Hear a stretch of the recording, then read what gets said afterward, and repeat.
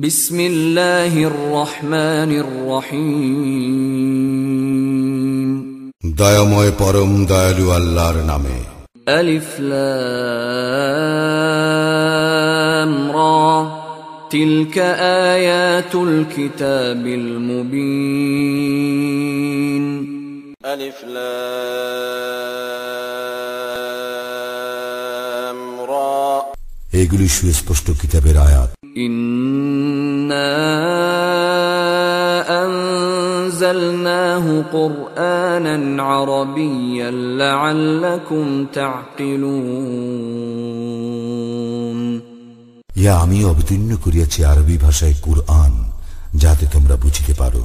نحن نقص عليك أحسن القصص بما أوحينا إليك هذا القرآن وإن كنت من قبله لمن الغافلين।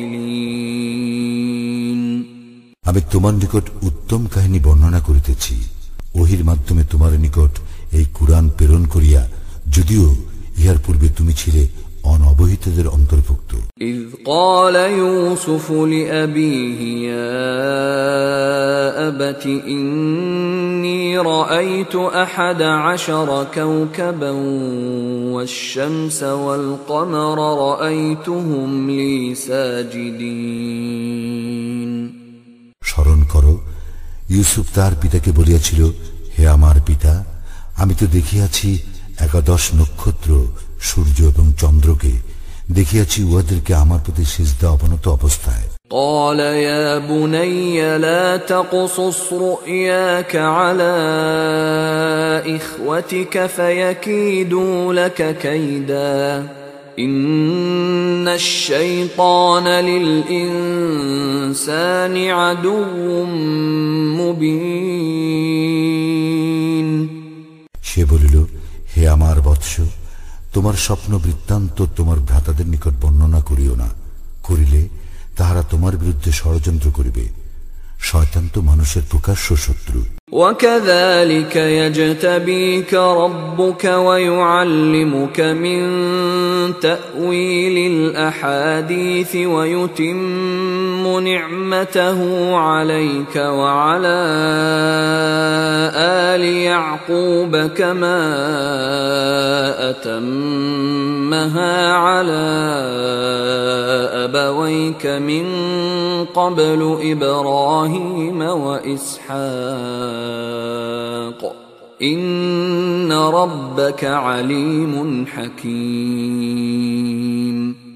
এইভাবে তোমার প্রতিপালক তোমাকে মনোনীত করিবেন এবং তোমাকে স্বপ্নের ব্যাখ্যা শিক্ষা দিবেন এবং তোমার প্রতি ও ইয়াকুবের পরিবার পরিজনের প্রতি তাহার অনুগ্রহ পূর্ণ করিবেন, যেভাবে তিনি ইহা পূর্বে পূর্ণ করিয়াছিলেন তোমার পিতৃপুরুষ ইব্রাহিম ও ইসহাকের প্রতি।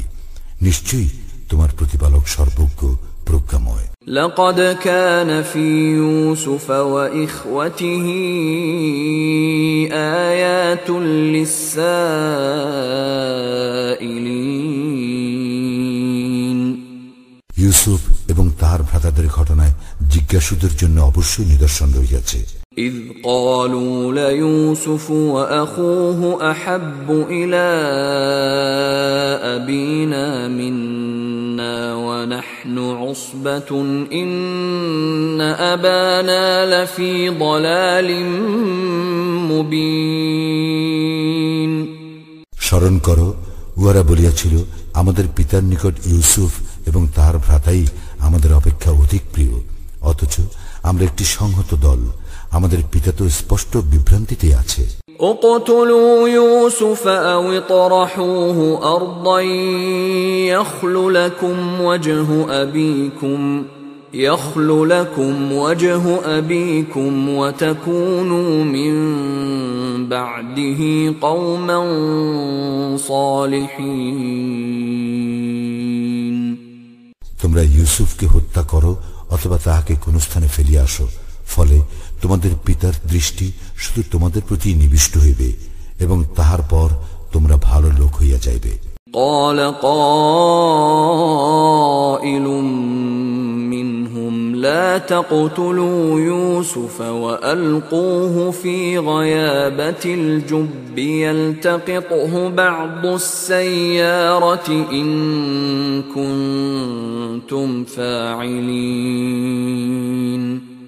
উহাদের মধ্যে একজন বলিল, তোমরা ইউসুফকে হত্যা করিও না, এবং যদি কিছু করিতেই চাও তবে তাহাকে কোনো কূপের গভীরে নিক্ষেপ করো, যাত্রী দলের কেহ তাহাকে তুলিয়া লইয়া যাইবে।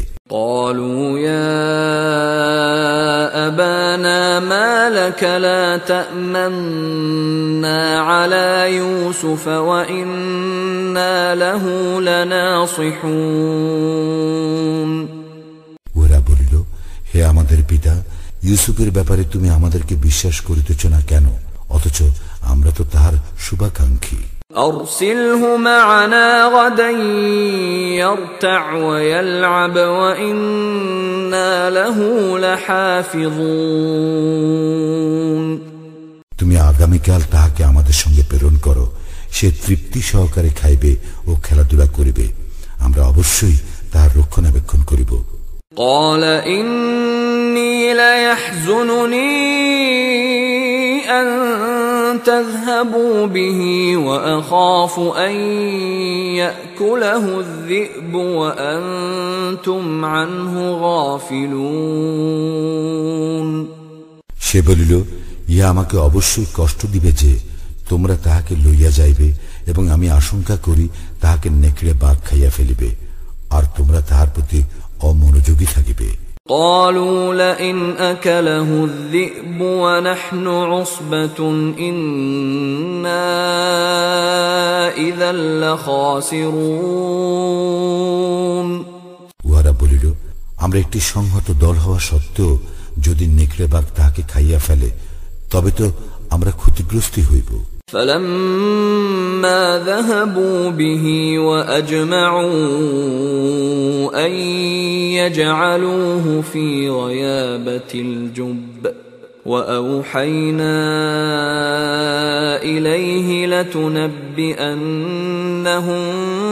بأمرهم هذا وهم لا يشعرون অতঃপর উহারা যখন তাহাকে লইয়া গেল এবং তাহাকে কূপের গভীরে নিক্ষেপ করিতে একমত হইল, এমত অবস্থায় আমি তাহাকে জানাইয়া দিলাম, তুমি উহাদেরকে উহাদের এই কর্মের কথা অবশ্যই বলিয়া দিবে যখন উহারা তোমাকে চিনিবে না।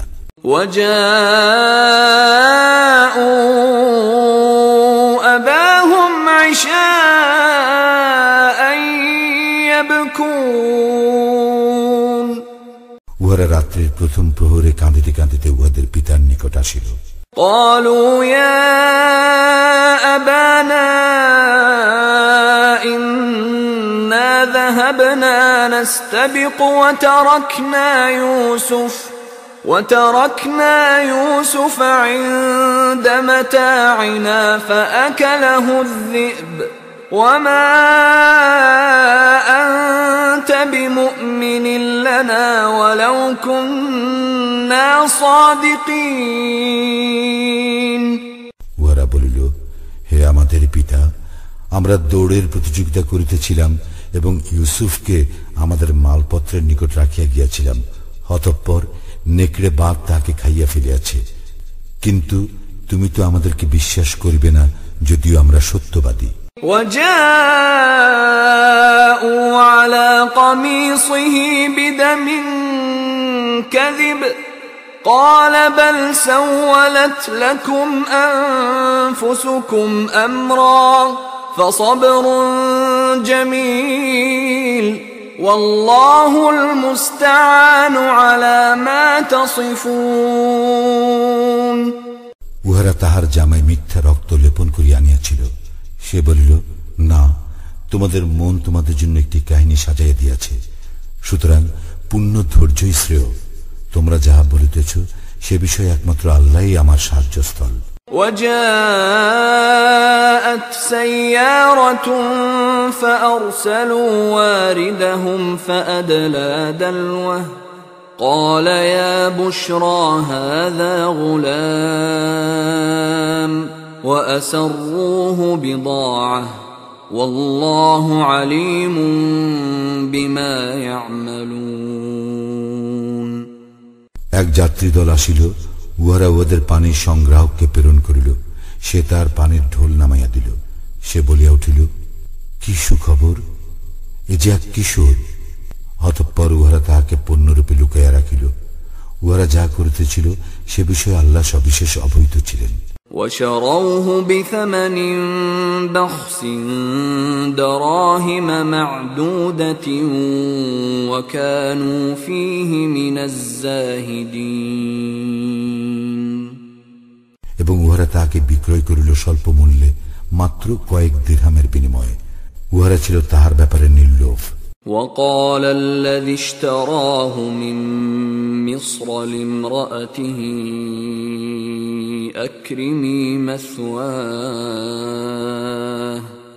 أكرمي مثواه عسى أن ينفعنا أو نتخذه ولدا وكذلك مكنا ليوسف في الأرض ولنعلمه من تأويل الأحاديث والله غالب على أمره ولكن أكثر الناس لا يعلمون। মিশরের যে ব্যক্তি তাহাকে ক্রয় করিয়াছিল সে তাহার স্ত্রীকে বলিল, ইহার থাকিবার সম্মানজনক ব্যবস্থা করো, সম্ভবত সে আমাদের উপকারে আসিবে, অথবা আমরা ইহাকে পুত্ররূপেও গ্রহণ করিতে পারি। এবং এইভাবে আমি ইউসুফকে সেই দেশে প্রতিষ্ঠিত করিলাম, তাহাকে স্বপ্নের ব্যাখ্যা শিক্ষা দিবার জন্য। আল্লাহ তাহার কার্য সম্পাদনে অপ্রতিহত, কিন্তু অধিকাংশ মানুষ ইহা অবগত নয়। ولما بلغ أشده آتيناه حكما وعلما وكذلك نجزي المحسنين। সে যখন পূর্ণ যৌবনে উপনীত হইল তখন আমি তাহাকে হিকমত ও জ্ঞান দান করিলাম, এবং এইভাবেই আমি সৎকর্মপরায়ণদেরকে পুরস্কৃত করি। وراودته التي هو في بيتها عن نفسه وغلقت الأبواب وقالت هيت لك قال معاذ الله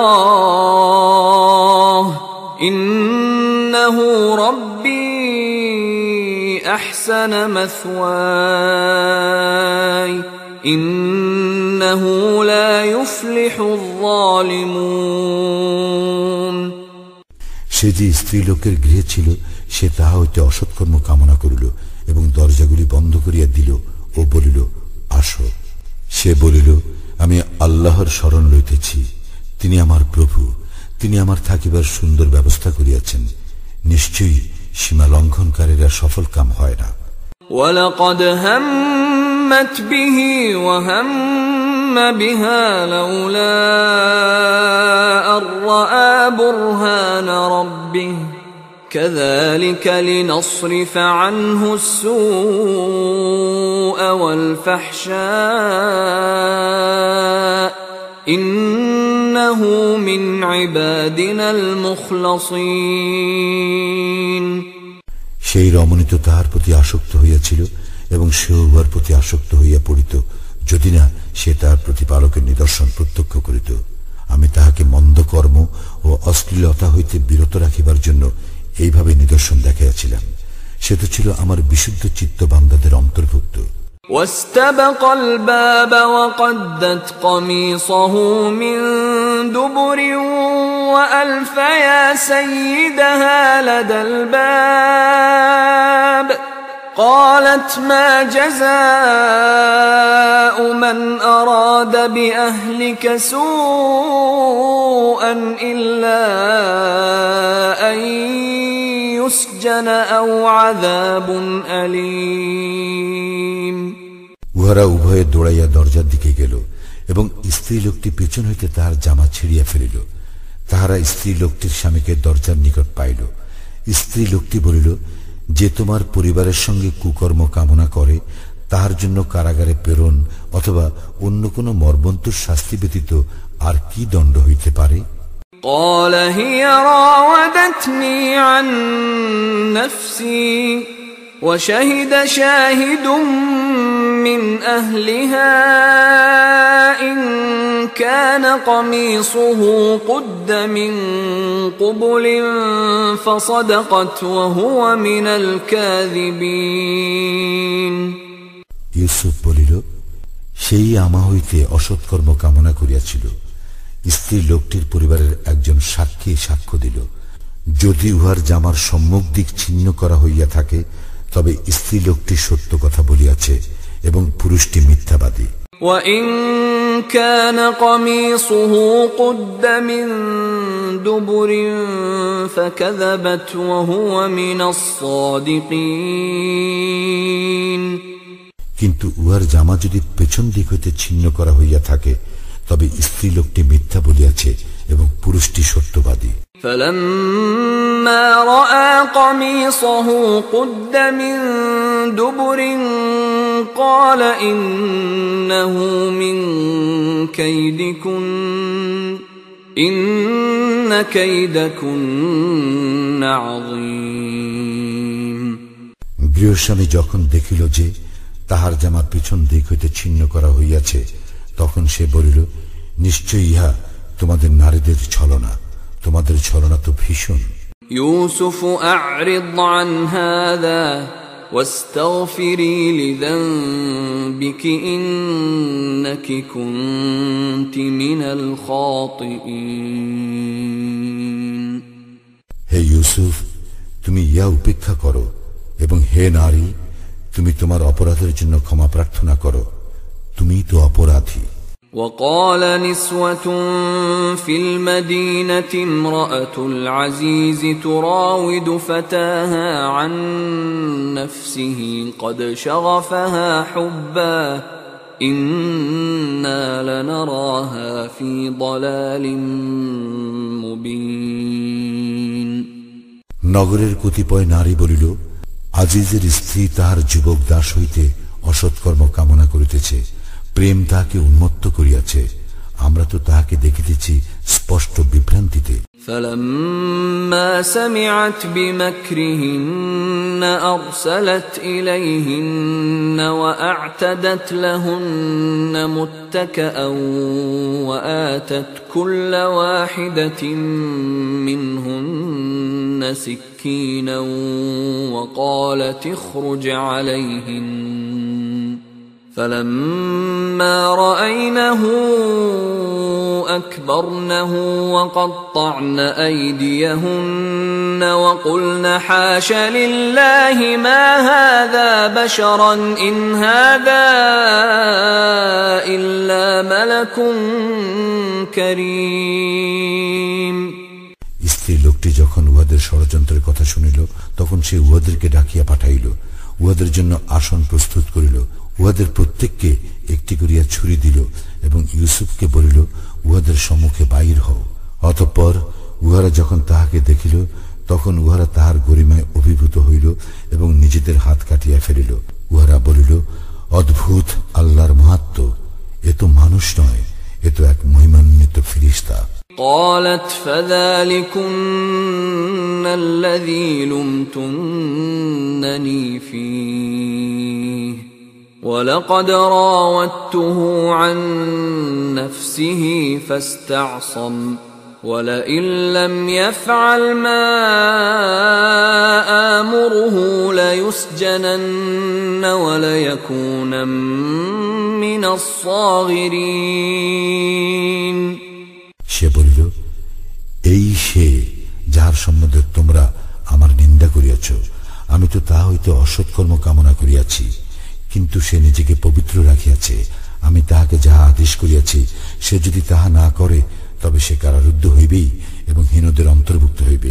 قال رب السجن أحب إلي مما يدعونني إليه وإلا تصرف عني كيدهن أصب إليهن وأكن من الجاهلين ইউসুফ বলিল, হে আমার প্রতিপালক, এই নারীগণ আমাকে যাহার প্রতি আহ্বান করিতেছে তাহা অপেক্ষা কারাগার আমার নিকট অধিক প্রিয়। আপনি যদি উহাদের ছলনা হইতে আমাকে রক্ষা না করেন, তবে আমি উহাদের প্রতি আকৃষ্ট হইয়া পড়িব এবং অজ্ঞদের অন্তর্ভুক্ত হইব। فاستجاب له ربه فصرف عنه كيدهن إنه هو السميع العليم। অতঃপর তাহার প্রতিপালক তাহার আহ্বানে সাড়া দিলেন এবং তাহাকে উহাদের ছলনা হইতে রক্ষা করিলেন। তিনি তো সর্বশ্রোতা, সর্বজ্ঞ। ثم بدا لهم من بعد ما رأوا الآيات ليسجننه حتى حين। নিদর্শনাবলী দেখিবার পর উহাদের মনে হইল যে তাহাকে কিছুকালের জন্য কারারুদ্ধ করিতেই হইবে। ودخل معه السجن فتيان قال أحدهما إني أراني أعصر خمرا وقال الآخر إني أراني أحمل فوق رأسي خبزا تأكل الطير منه نبئنا بتأويله إنا نراك من المحسنين। তাহার সঙ্গে দুইজন যুবক কারাগারে প্রবেশ করিল। উহাদের একজন বলিল, আমি স্বপ্নে দেখিলাম আমি আঙ্গুর নিংড়াইয়া রস বাহির করিতেছি, এবং অপরজন বলিল, আমি স্বপ্নে দেখিলাম আমি আমার মস্তকে রুটি বহন করিতেছি এবং পাখি উহা হইতে খাইতেছে। আমাদেরকে তুমি ইহার তাৎপর্য জানাইয়া দাও, আমরা তো তোমাকে সৎকর্মপরায়ণ দেখিতেছি। قال لا يأتيكما طعام ترزقانه إلا نبأتكما بتأويله قبل أن يأتيكما ذلكما مما علمني ربي إني تركت ملة قوم لا يؤمنون بالله وهم بالآخرة هم كافرون। ইউসুফ বলিল, তোমাদেরকে যে খাদ্য দেওয়া হয় তাহা আসিবার পূর্বেই আমি তোমাদেরকে স্বপ্নের তাৎপর্য জানাইয়া দিব। আমি যাহা তোমাদেরকে বলিব তাহা আমার প্রতিপালক আমাকে যাহা শিক্ষা দিয়াছেন তাহা হইতে বলিব। যে সম্প্রদায় আল্লাহে বিশ্বাস করে না ও আখিরাতে অবিশ্বাসী, আমি তাহাদের মতবাদ বর্জন করিয়াছি। واتبعت ملة آبائي إبراهيم وإسحاق ويعقوب ما كان لنا أن نشرك بالله من شيء ذلك من فضل الله علينا وعلى الناس ولكن أكثر الناس لا يشكرون। আমি আমার পিতৃপুরুষ ইব্রাহিম, ইসহাক এবং ইয়াকুবের মতবাদ অনুসরণ করি। আল্লাহর সঙ্গে কোনো বস্তুকে শরীক করা আমাদের কাজ নয়। ইহা আমাদের ও সমস্ত মানুষের প্রতি আল্লাহর অনুগ্রহ, কিন্তু অধিকাংশ মানুষই কৃতজ্ঞতা প্রকাশ করে না। ইয়া সাহিবাইস সিজনি আরবাবুম মুতাফাররিকুন খায়রুন আমিল্লাহুল ওয়াহিদুল কাহ্হার। হে কারা সঙ্গীদয়, ভিন্ন ভিন্ন বহু প্রতিপালক শ্রেয় না পরাক্রমশালী এক আল্লাহ? মা তা'বুদুন মিন দুনিহি ইল্লা أسماء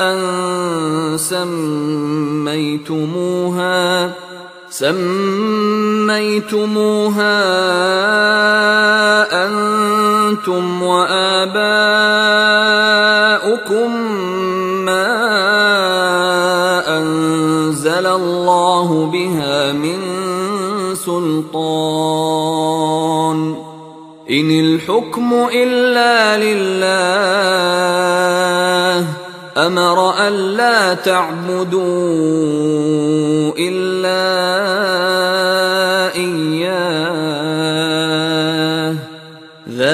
الدين القيم ولكن أكثر الناس لا يعلمون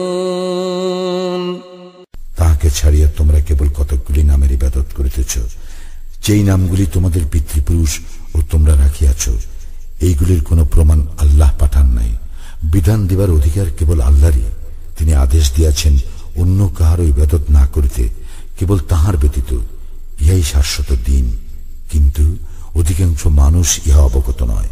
يا صاحبي السجن أما أحدكما فيسقي ربه خمرا وأما الآخر فيصلب فتأكل الطير من رأسه قضي الأمر الذي فيه تستفتيان হে কারা সঙ্গীদ্বয়, তোমাদের দুইজনের একজন তাহার প্রভুকে মদ্য পান করাইবে এবং অপরজন শূলবিদ্ধ হইবে, অতঃপর তাহার মস্তক হইতে পাখি আহার করিবে। যে বিষয়ে তোমরা জানিতে চাইয়াছ তাহার সিদ্ধান্ত হইয়া গিয়াছে। وقال للذي ظن أنه ناج منهما اذكرني عند ربك فأنساه الشيطان ذكر ربه فلبث في السجن بضع سنين ইউসুফ উহাদের মধ্যে যে মুক্তি পাইবে মনে করিল, তাহাকে বলিল, তোমার প্রভুর নিকট আমার কথা বলিও। কিন্তু শয়তান উহাকে উহার প্রভুর নিকট তাহার বিষয় বলিবার কথা ভুলাইয়া দিল। সুতরাং ইউসুফ কয়েক বৎসর কারাগারে রহিল। وقال الملك إني أرى 7 بقرات سمان يأكلهن 7 عجاف و7 سنبلات خضر وأخر يابسات يا أيها الملأ أفتوني في رؤياي إن كنتم للرؤيا تعبرون রাজা বলিল, আমি স্বপ্নে দেখিলাম 7টি স্থূলকায় গাভী উহাদেরকে 7টি শীর্ণকায় গাভী ভক্ষণ করিতেছে, এবং দেখিলাম 7টি সবুজ শীষ ও অপর 7টি শুষ্ক। হে প্রধানগণ, যদি তোমরা স্বপ্নের ব্যাখ্যা করিতে পারো তবে আমার স্বপ্ন সম্বন্ধে অভিমত দাও। قالوا أضغاث أحلام وما نحن بتأويل الأحلام بعالمين উহারা বলিল, ইহা অর্থহীন স্বপ্ন এবং আমরা এইরূপ স্বপ্ন ব্যাখ্যায় অভিজ্ঞ নই। وقال الذي نجا منهما وادكر بعد أمة أنا أنبئكم بتأويله فأرسلون দুইজন কারারুদ্ধের মধ্যে যে মুক্তি পাইয়াছিল এবং দীর্ঘকাল পরে যাহার স্মরণ হইল, সে বলিল, আমি ইহার তাৎপর্য তোমাদেরকে জানাইয়া দিব, সুতরাং তোমরা আমাকে পাঠাও। يوسف أيها الصديق أفتنا في 7 بقرات سمان يأكلهن 7 عجاف و7 سنبلات خضر وأخر يابسات لعلي أرجع إلى الناس لعلهم يعلمون সে বলিল, হে ইউসুফ, হে সত্যবাদী, 7টি স্থূলকায় গাভী উহাদেরকে 7টি শীর্ণকায় গাভী ভক্ষণ করিতেছে, এবং 7টি সবুজ শীষ ও অপর 7টি শুষ্ক শীষ সম্বন্ধে তুমি আমাদেরকে ব্যাখ্যা দাও, যাহাতে আমি লোকদের নিকট ফিরিয়া যাইতে পারি ও যাহাতে তাহারা অবগত হইতে পারে। قال تزرعون 7 سنين دأبا فما حصدتم فذروه في سنبله إلا قليلا مما تأكلون ইউসুফ বলিল, তোমরা 7 বৎসর একাদিক্রমে চাষ করিবে, অতঃপর তোমরা যে শস্য কর্তন করিবে উহার মধ্যে যে সামান্য পরিমাণ তোমরা ভক্ষণ করবে তাহা ব্যতীত সমস্ত শীষ সমেত রাখিয়া দিবে। ثم يأتي من بعد ذلك 7 شداد يأكلن ما قدمتم لهن إلا قليلا مما تحصنون। ইহার পর আসিবে 7টি কঠিন বৎসর। এই 7 বৎসর যাহা পূর্বে সঞ্চয় করিয়া রাখিবে লোকে তাহা খাইবে, কেবল সামান্য কিছু যাহা তোমরা সংরক্ষণ করবে তাহা ব্যতীত। ثم يأتي من بعد ذلك عام فيه يغاث الناس وفيه يعصرون। অতঃপর আসিবে 1 বৎসর, সেই বৎসর মানুষের জন্য প্রচুর বৃষ্টিপাত হইবে এবং সেই বৎসর মানুষ প্রচুর ফলের রস নিংড়াইবে। وقال الملك ائتوني به فلما جاءه الرسول قال ارجع إلى ربك فاسأله ما بال النسوة اللاتي قطعن أيديهن إن ربي بكيدهن عليم। রাজা বলিল, তোমরা ইউসুফকে আমার নিকট লইয়া আসো। যখন দূত তাহার নিকট উপস্থিত হইল তখন সে বলিল, তুমি তোমার প্রভুর নিকট ফিরিয়া যাও এবং তাহাকে জিজ্ঞাসা করো যে নারীগণ হাত কাটিয়া ফিরিয়াছিল তাহাদের অবস্থা কি। নিশ্চয়ই আমার প্রতিপালক তাহাদের ছলনা সম্যক অবগত। قال ما خطبكن إذ راوتن يوسف عن نفسه قلنا حاش لله ما علمنا عليه من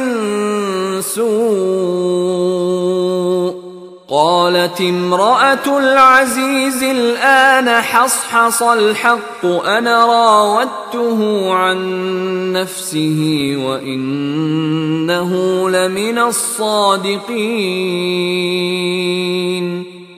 রাজা নারীগণকে বলিল, যখন তোমরা ইউসুফ হইতে অসৎকর্ম কামনা করিয়াছিলে তখন তোমাদের কি হইয়াছিল? তাহারা বলিল, অদ্ভুত আল্লাহর মাহাত্ম্য, আমরা উহার মধ্যে কোনো দোষ দেখি নাই।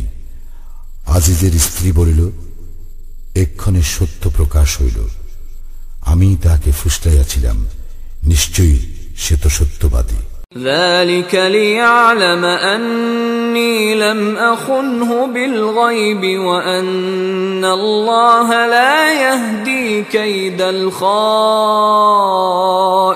الخائنين।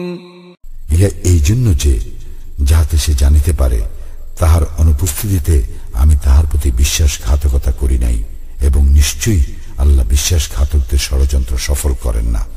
وما أبرئ نفسي إن النفس لأمارة بالسوء إلا ما رحم ربي إن ربي غفور رحيم। সে বলিল, আমি নিজেকে নির্দোষ মনে করি না, মানুষের মন অবশ্যই মন্দ কর্মপ্রবণ, কিন্তু সে নয় যাহার প্রতি আমার প্রতিপালক দয়া করেন। আমার প্রতিপালক তো অতি ক্ষমাশীল, পরম দয়ালু। وقال الملك ائتوني به أستخلصه لنفسي فلما كلمه قال إنك اليوم لدينا مكين أمين। রাজা বলিল, ইউসুফকে আমার নিকট লইয়া আসো, আমি তাহাকে আমার একান্ত সহচর নিযুক্ত করিব। অতঃপর রাজা যখন তাহার সঙ্গে কথা বলিল তখন রাজা বলিল, আজ তুমি তো আমাদের নিকট মর্যাদাশীল, বিশ্বাসভাজন হইলে। قال اجعلني على خزائن الأرض إني حفيظ عليم। ইউসুফ বলিল, আমাকে দেশের ধনভাণ্ডারের উপর কর্তৃত্ব প্রদান করুন, আমি তো উত্তম রক্ষক, সুবিজ্ঞ। وكذلك مكنا ليوسف في الأرض يتبوأ منها حيث يشاء نصيب برحمتنا من نشاء ولا نضيع أجر المحسنين এইভাবে ইউসুফকে আমি সেই দেশে প্রতিষ্ঠিত করিলাম, সে সেই দেশে যথা ইচ্ছা অবস্থান করিতে পারিত। আমি যাহাকে ইচ্ছা তাহার প্রতি দয়া করি, আমি সৎকর্মপরায়ণদের শ্রমফল নষ্ট করি না। وَلَأَجْرُ الْآخِرَةِ خَيْرٌ لِّلَّذِينَ آمَنُوا وَكَانُوا يَتَّقُونَ যারা মুমিন এবং মুত্তাকি তাদের আখিরাতের পুরস্কারই উত্তম।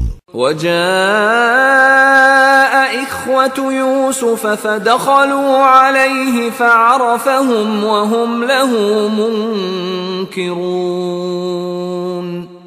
ইউসুফের ভ্রাতাগণ আসিল এবং তাহার নিকট উপস্থিত হইল, সে উহাদেরকে চিনিল, কিন্তু উহারা তাহাকে চিনিতে পারিল না। وَلَمَّا جَهَّزَهُم بِجَهَازِهِمْ قَالَ ائْتُونِي بِأَخٍ لَّكُم مِّنْ أَبِيكُمْ أَلَا تَرَوْنَ أَنِّي أُوفِي الْكَيْلَ وَأَنَا خَيْرُ الْمُنزِلِينَ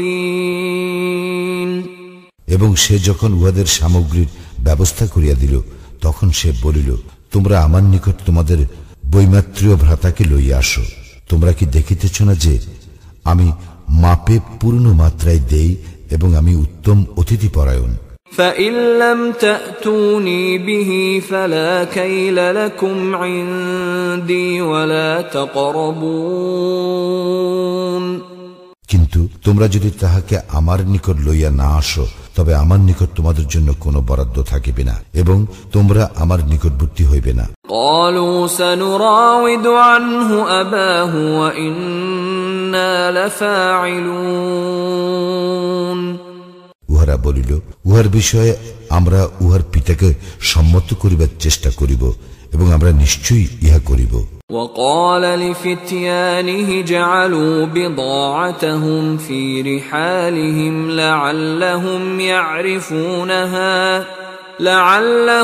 يعرفونها إذا انقلبوا إلى أهلهم لعلهم يرجعون ইউসুফ তাহার ভৃত্যগণকে বলিল, উহারা যে পণ্য মূল্য দিয়াছে তাহা উহাদের মালপত্রের মধ্যে রাখিয়া দাও, যাহাতে স্বজনদের নিকট প্রত্যাবর্তনের পর উহারা তাহা চিনিতে পারে, তাহা হইলে উহারা পুনরায় আসিতে পারে।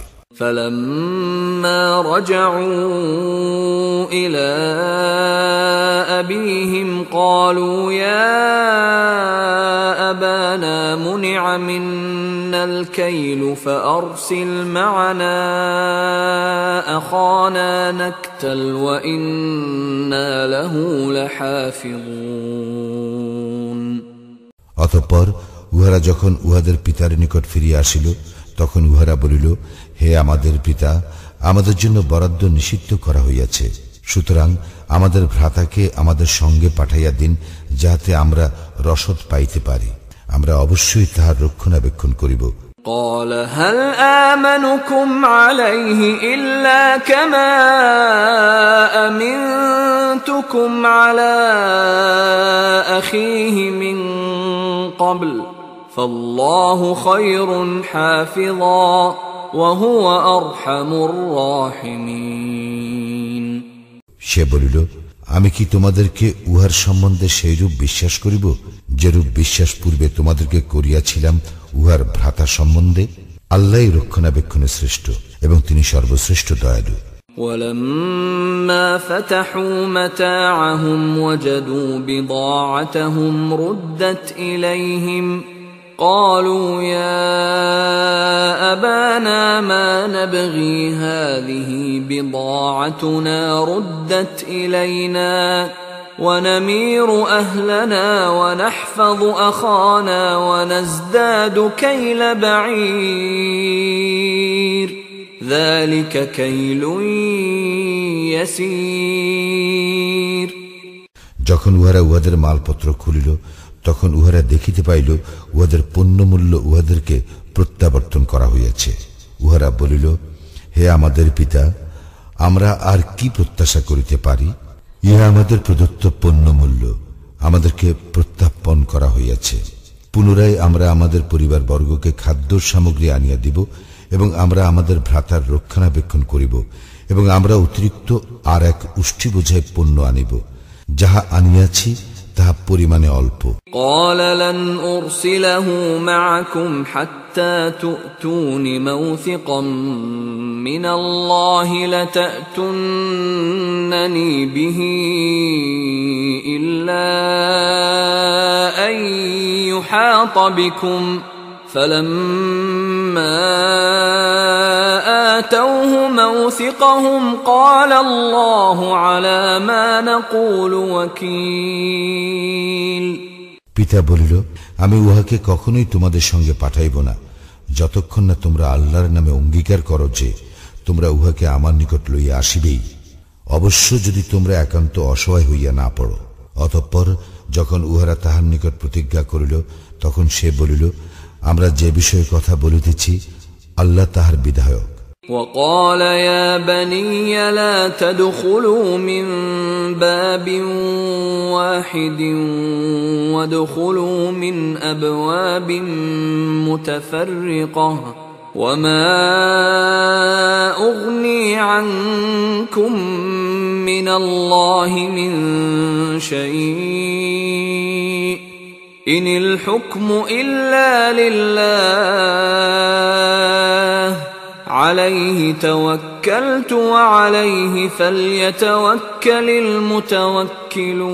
المتوكلون। সে বলিল, হে আমার পুত্রগণ, তোমরা এক দ্বার দিয়া প্রবেশ করিও না, ভিন্ন ভিন্ন দ্বার দিয়া প্রবেশ করিবে। আল্লাহর বিধানের বিরুদ্ধে আমি তোমাদের জন্য কিছু করিতে পারি না। বিধান আল্লাহরই, আমি তাহারই উপর নির্ভর করি, এবং যাহারা নির্ভর করিতে চাহে তাহারা আল্লাহরই উপর নির্ভর করুক। ولما دخلوا من حيث أمرهم أبوهم ما كان يغني عنهم من الله من شيء إلا حاجة في نفس يعقوب قضاها وإنه لذو علم لما علمناه ولكن أكثر الناس لا يعلمون। যখন তাহারা তাহাদের পিতা তাহাদেরকে যেভাবে আদেশ করিয়াছিল সেভাবেই প্রবেশ করিল, তখন আল্লাহর বিধানের বিরুদ্ধে উহা তাহাদের কোনো কাজে আসিল না। ইয়াকুব কেবল তাহার মনের একটি অভিপ্রায় পূর্ণ করিয়াছিল, এবং সে অবশ্যই জ্ঞানী ছিল, কারণ আমি তাহাকে শিক্ষা দিয়াছিলাম, কিন্তু অধিকাংশ মানুষ ইহা অবগত নয়। ولما دخلوا على يوسف آوى إليه أخاه قال إني أنا أخوك فلا تبتئس بما كانوا يعملون। উহারা যখন ইউসুফের সম্মুখে উপস্থিত হইল, তখন ইউসুফ তাহার সহোদরকে নিজের কাছে রাখিল এবং বলিল, নিশ্চয়ই আমি তোমার সহোদর, সুতরাং উহারা যাহা করিত তাহার জন্য দুঃখ করিও না। فلما جهزهم بجهازهم جعل السقاية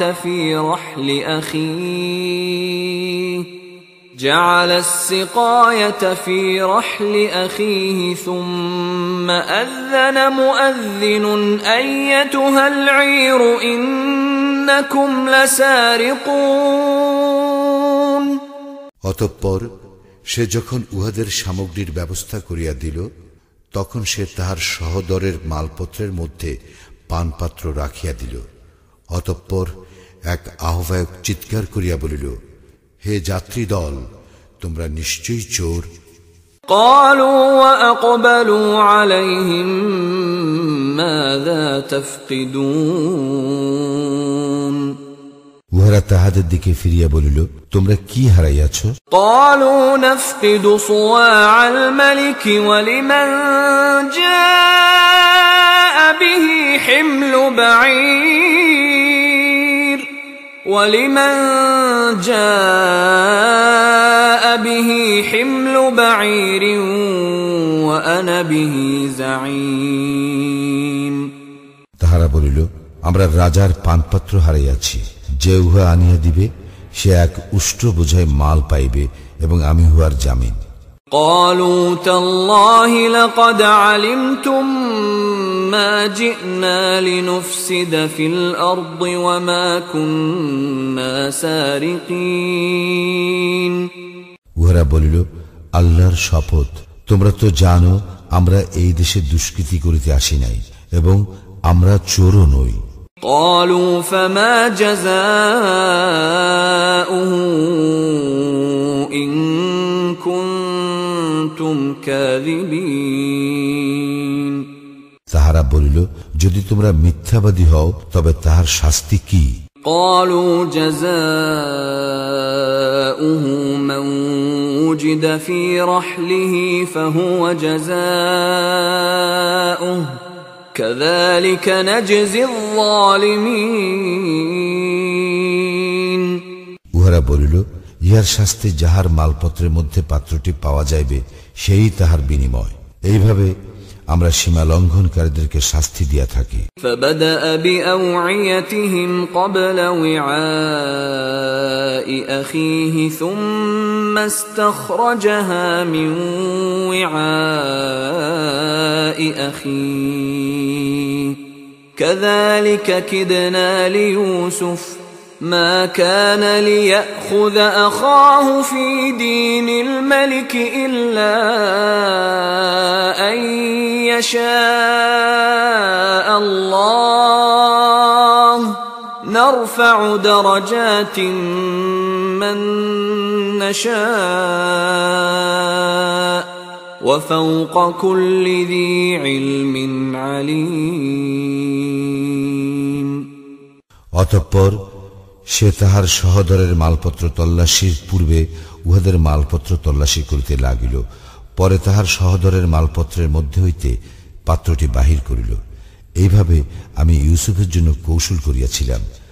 রাজার আইনে তাহার সহোদরকে সে আটক করিতে পারিত না, আল্লাহ ইচ্ছা না করিলে।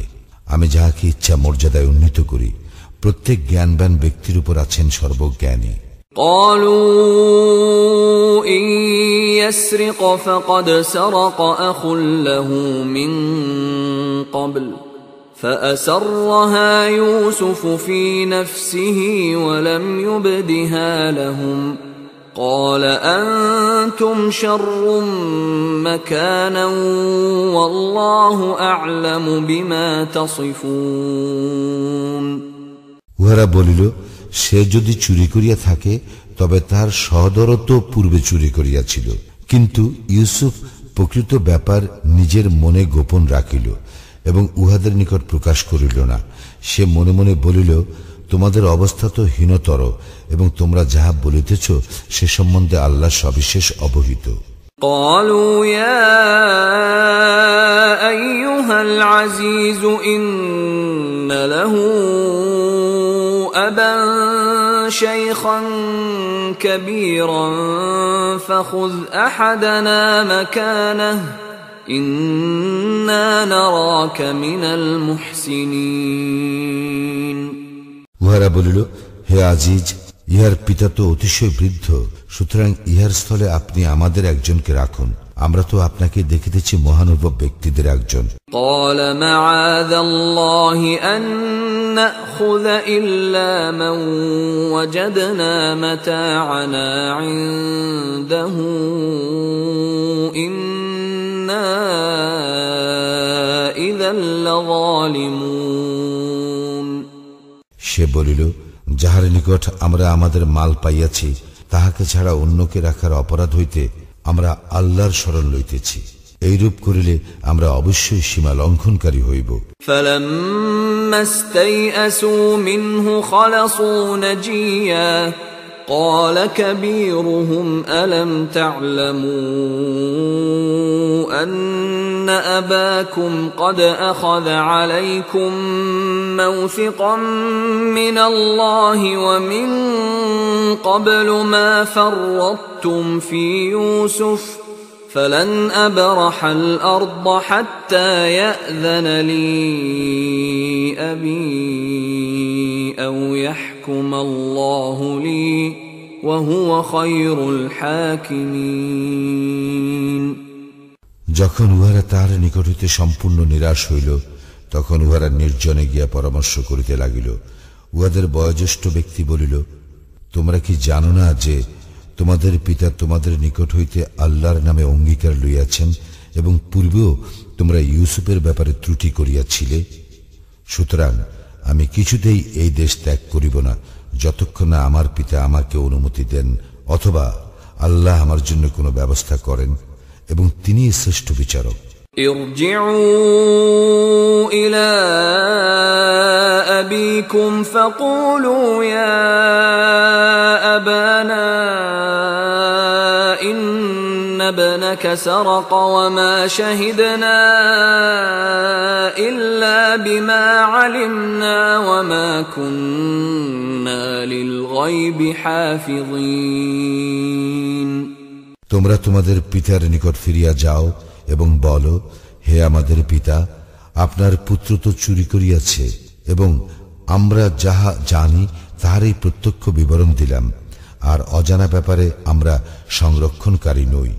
واسأل القرية التي كنا فيها والعير التي أقبلنا فيها وإنا لصادقون যে জনপদে আমরা ছিলাম উহার অধিবাসীগণকে জিজ্ঞাসা করুন এবং যে যাত্রী দলের সঙ্গে আমরা আসিয়াছি তাহাদেরকেও আমরা অবশ্যই সত্য বলিতেছি। قال بل سولت لكم أنفسكم أمرا فصبر جميل عسى الله أن يأتيني بهم جميعا إنه هو العليم الحكيم ইয়াকুব বলিল, না, তোমাদের মন তোমাদের জন্য একটি কাহিনী সাজাইয়া দিয়াছে, সুতরাং পূর্ণ ধৈর্যই শ্রেয়। হয়তো আল্লাহ উহাদেরকে একসঙ্গে আমার নিকট আনিয়া দিবেন, অবশ্য তিনিই সর্বজ্ঞ প্রজ্ঞাময়। وتولى عنهم وقال يا أسفا على يوسف وابيضت عيناه من الحزن فهو كظيم সে উহাদের হইতে মুখ ফিরাইয়া লইল এবং বলিল, আফসোস ইউসুফের জন্য। শোকে তাহার চক্ষুদ্বয় সাদা হইয়া গিয়াছিল এবং সে ছিল অসহনীয় মনস্তাপে ক্লিষ্ট। قالوا تالله تفتأ تذكر يوسف حتى تكون حرضا أو تكون من الهالكين উহারা বলিল, আল্লাহর শপথ, আপনি তো ইউসুফের কথা সদা স্মরণ করিতে থাকিবেন যতক্ষণ না আপনি মুমূর্ষু হইবেন অথবা মৃত্যুবরণ করিবেন। قال إنما أشكو بثي وحزني إلى الله وأعلم من الله ما لا تعلمون সে বলিল, আমি আমার অসহনীয় বেদনা, আমার দুঃখ শুধু আল্লাহর নিকট নিবেদন করিতেছি এবং আমি আল্লাহর নিকট হইতে জানি যাহা তোমরা জানো না। يا بني يذهبوا فتحسسوا من يوسف وأخيه ولا تيأسوا من روح الله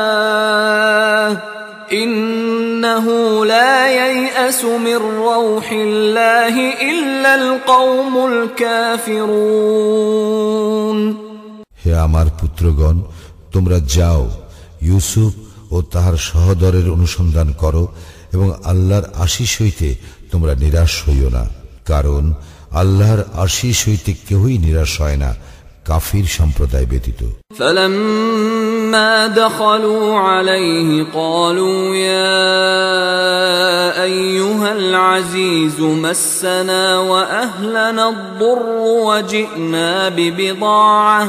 وجئنا ببضاعة مزجاة فأوف لنا الكيل وتصدق علينا إن الله يجزي المتصدقين যখন উহারা তাহার নিকট উপস্থিত হইল তখন বলিল, হে আজিজ, আমরা ও আমাদের পরিবার পরিজন বিপন্ন হইয়া পড়িয়াছি এবং আমরা তুচ্ছ পুঁজি লইয়া আসিয়াছি।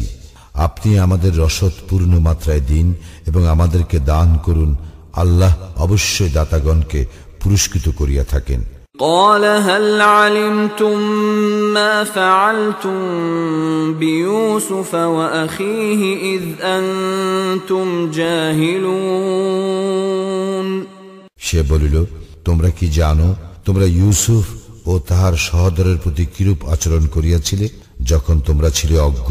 قالوا أئنك لأنت يوسف قال أنا يوسف وهذا أخي قد من الله علينا إنه من يتق ويصبر فإن الله لا يضيع أجر المحسنين উহারা বলিল, তবে কি তুমি ইউসুফ? সে বলিল, আমি ইউসুফ এবং এই আমার সহোদর। আল্লাহ তো আমাদের প্রতি অনুগ্রহ করিয়াছেন।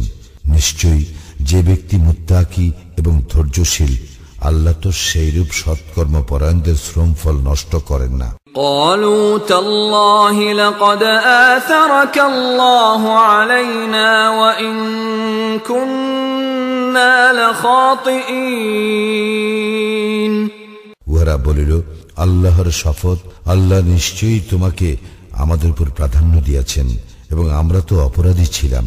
قال لا تثريب عليكم اليوم يغفر الله لكم وهو أرحم الراحمين সে বলিল, আজ তোমাদের বিরুদ্ধে কোনো অভিযোগ নাই।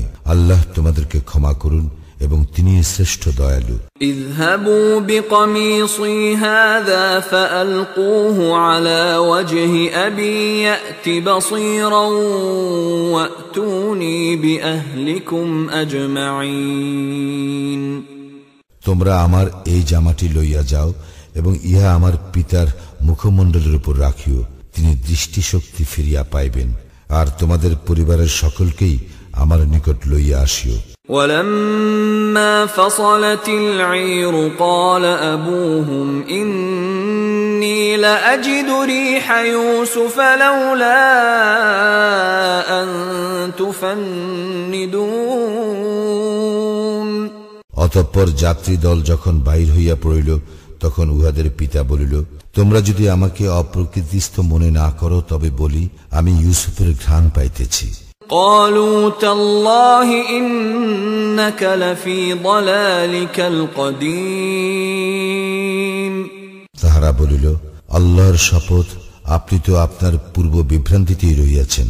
فلما أن جاء البشير ألقاه على وجهه فارتد بصيرا قال ألم أقل لكم إني أعلم من الله ما لا تعلمون অতঃপর যখন সুসংবাদ বাহক উপস্থিত হইল এবং তাহার মুখমণ্ডলের উপর জামাটি রাখিল তখন সে দৃষ্টিশক্তি ফিরিয়া পাইল। সে বলিল, আমি কি তোমাদেরকে বলি নাই যে আমি আল্লাহর নিকট হইতে জানি যাহা তোমরা জানো না?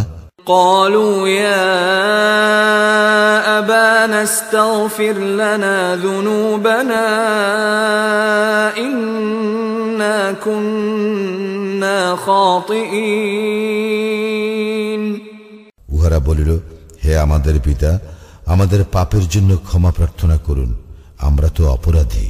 قال سوف أستغفر لكم ربي ইন্নাহু হুয়াল গফুরুর রহিম। সে বলিল, আমি আমার প্রতিপালকের নিকট তোমাদের জন্য ক্ষমা প্রার্থনা করিব, তিনি তো অতি ক্ষমাশীল, পরম দয়ালু। فلما دخلوا على يوسف آوى إليه أبويه وقال ادخلوا مصر إن شاء الله آمنين। অতঃপর উহারা যখন ইউসুফের নিকট উপস্থিত হইল, তখন সে তাহার পিতা মাতাকে আলিঙ্গন করিল এবং বলিল, আপনারা আল্লাহর ইচ্ছায় নিরাপদে মিশরে প্রবেশ করুন। ورفع أبويه على العرش وخروا له سجدا وقال يا أبت هذا تأويل رؤياي من قبل قد جعلها ربي حقا وقد أحسن بي إذ أخرجني من السجن وجاء بكم من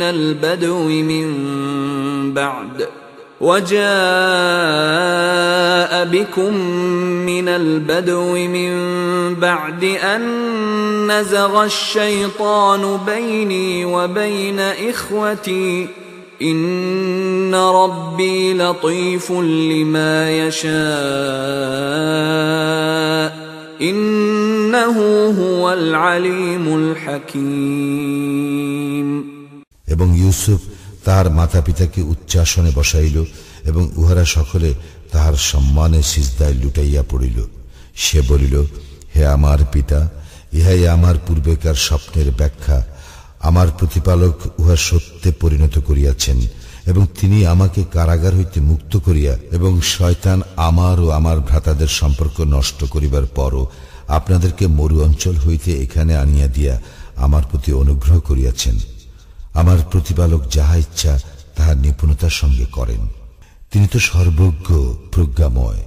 رب قد آتيتني من الملك وعلمتني من تأويل الأحاديث فاطر السماوات والأرض أنت ولي في الدنيا والآخرة توفني مسلما وألحقني بالصالحين। হে আমার প্রতিপালক, তুমি আমাকে রাজ্য দান করিয়াছ এবং স্বপ্নের ব্যাখ্যা শিক্ষা দিয়াছ। হে আকাশ মণ্ডলী ও পৃথিবীর স্রষ্টা, তুমি ইহলোক ও পরলোকে আমার অভিভাবক।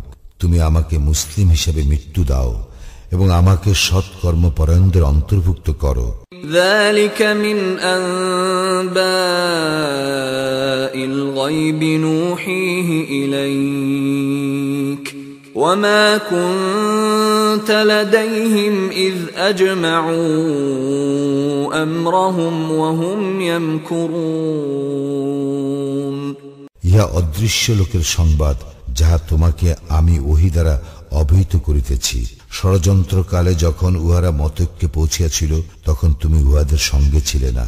وما أكثر الناس ولو حرصت بمؤمنين। তুমি যতই চাও না কেন, অধিকাংশ লোকেই বিশ্বাস করিবার নয়। وما تسألهم عليه من أجر إن هو إلا ذكر للعالمين। এবং তুমি তাহাদের নিকট ইহার জন্য কোনো পারিশ্রমিক দাবি করিতেছ না।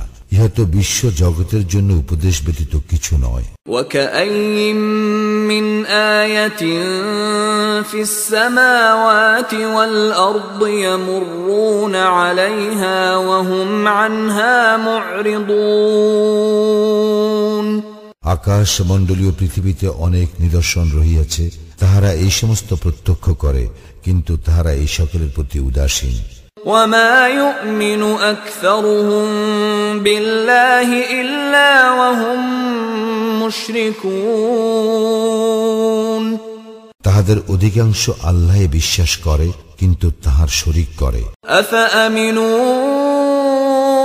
أن تأتيهم غاشية من عذاب الله أو تأتيهم الساعة بغتة وهم لا يشعرون তবে কি তাহারা আল্লাহর সর্বগ্রাসী শাস্তি হইতে অথবা তাহাদের অজ্ঞাতসারে কিয়ামতের আকস্মিক উপস্থিতি হইতে নিরাপদ? قل هذه سبيلي أدعو إلى الله على بصيرة أنا ومن اتبعني وسبحان الله وما أنا من المشركين বলো, ইহাই আমার পথ। আল্লাহর প্রতি মানুষকে আমি আহ্বান করি স্বজ্ঞানে। আমি এবং আমার অনুসারীগণ আল্লাহ মহিমান্বিত, এবং যাহারা আল্লাহর শরীক করে আমি তাহাদের অন্তর্ভুক্ত নই। وما أرسلنا من قبلك إلا رجالا نوحي إليهم من أهل القرى أفلم يسيروا في الأرض فينظروا كيف كان عاقبة الذين من قبلهم ولدار الآخرة خير للذين اتقوا أفلا تعقلون তোমার পূর্বেও জনপদবাসীদের মধ্য হইতে পুরুষগণকেই প্রেরণ করিয়াছিলাম, যাহাদের নিকট ওহী পাঠাইতাম। তাহারা কি পৃথিবীতে ভ্রমণ করে নাই এবং তাহাদের পূর্ববর্তীদের কি পরিণাম হইয়াছিল তাহা কি দেখে নাই? যাহারা মুত্তাকি তাহাদের জন্য পরলোকেই শ্রেয়। তোমরা কি বোঝো না? حتى إذا استيأس الرسل وظنوا أنهم قد كذبوا جاءهم نصرنا فنجي من نشاء ولا يرد بأسنا عن القوم المجرمين অবশেষে যখন রাসূলগণ নিরাশ হইল এবং লোকে ভাবিল যে রাসূলগণকে মিথ্যা আশ্বাস দেওয়া হইয়াছে, তখন তাহাদের নিকট আমার সাহায্য আসিল। এইভাবে আমি যাহাকে ইচ্ছা করি সে উদ্ধার পায়। অপরাধী সম্প্রদায় হইতে আমার শাস্তি রদ করা যায় না। لقد كان في قصصهم عبرة لأولي الألباب